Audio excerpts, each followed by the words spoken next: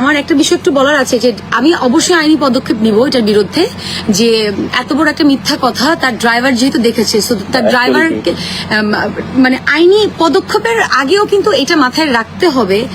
আমাদের একটা সংগঠন আছে, আপনার যদি একটু ব্যথা লেগে থাকে, আমার এখানে কাটা, আমার পায়ে কেটে গেছে, আমরা 5 দিন ধরে শুটিং করছি, আমাদের অনেক অ্যাক্সিডেন্টলি আমাদের লেগে যেতে পারে।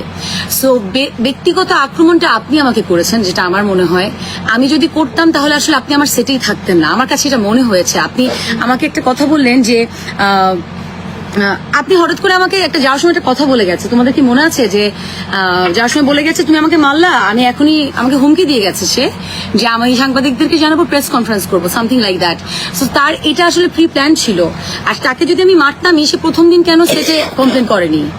আমি তো তাকে মেরেছি for my character, for my story. So আমি যদি তাকে মারতাম, মানে আমি যদি তাকে ব্যক্তিগত আক্রমণই করতাম, সে কিন্তু প্রথম দিন আমার ডিরেক্টরকে বলতে পারতো, আমার ডিরেক্টর আমাকে বলতো, তখন আমরা জিনিসটা সলভ করতাম। সে সংগঠনকেও জানায়নি, কিন্তু সে ডিরেক্ট চলে গেছে লাইভে। সো উইচ ইজ নট মানে এটা পুরোপুরি কিন্তু ব্যক্তিগত আক্রমণ। আমার মনে হয় ব্যক্তিগত আক্রমণটা সে করেছে। সে একটা আরেকজন অ্যাক্টরের নাম নিচ্ছে, এগুলো নিয়ে আমি কোনো কথা বলতে চাই না, একদমই কথা বলতে চাই না। বাট আমি আরেকটা কথা বলতে চাই, আমি আইনি পদক্ষেপ নিব এটার জন্য। যে মিথ্যা কথাটা সে রটাচ্ছে, তার মনে হয়েছে আমরা চুপ আছি। এতগুলা মানুষ এখানে, এতগুলা মানুষকে আমি জোর করে, তারা বাধ্য না কিন্তু আমাকে নিয়ে কথা বলতে, বা এতগুলা মানুষ কিন্তু জোর করে এখানে দাঁড়াবে না আসলে। সো আমি এটা দেখার পর আমার কাছে আসলে খুব খারাপ লাগলো। আমি রিঙ্কু ভাইকে বললাম যে রিঙ্কু ভাই, it has to be stop নাও।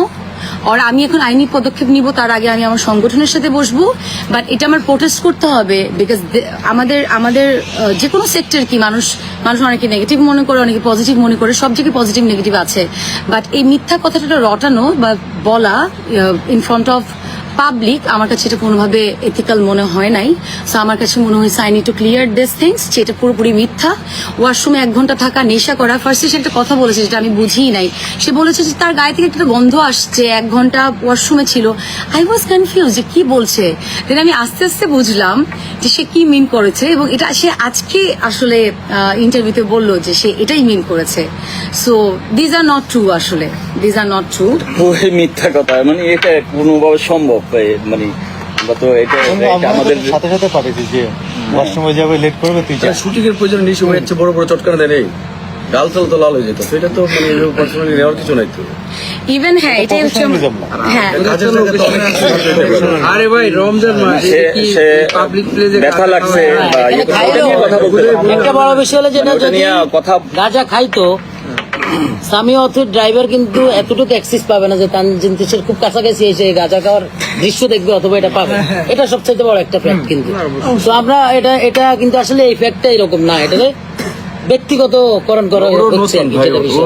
তো আমরা যেটা হচ্ছে যে বিষয়টা আছে, ওই বিষয়টা যদি থাকে ওইটা নিয়ে আলাপ হইতে হ্যাঁ, পারতো। যদি এটা এটা মার পর্যন্ত হতো যে তার গায়ে লেগেছে। এখনো অগোছালো আমাদের সেটের বিরুদ্ধে কিন্তু একটা এলিগেশন আসছে, যেটা আসলে এটা অসম্মানজনক আমাদের সেটের, যেটা still we are doing shooting. সে অলরেডি আমাদেরকে ফাঁসি দিয়ে কালকে চলে গেছে, যেটা আমাদের I have to say that.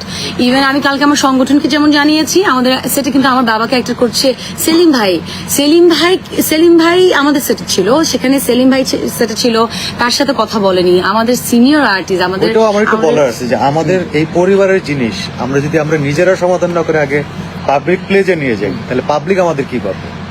এটা আমাদের যেমন সম্মানহানি হচ্ছে, সবারই সম্মানহানি হচ্ছে।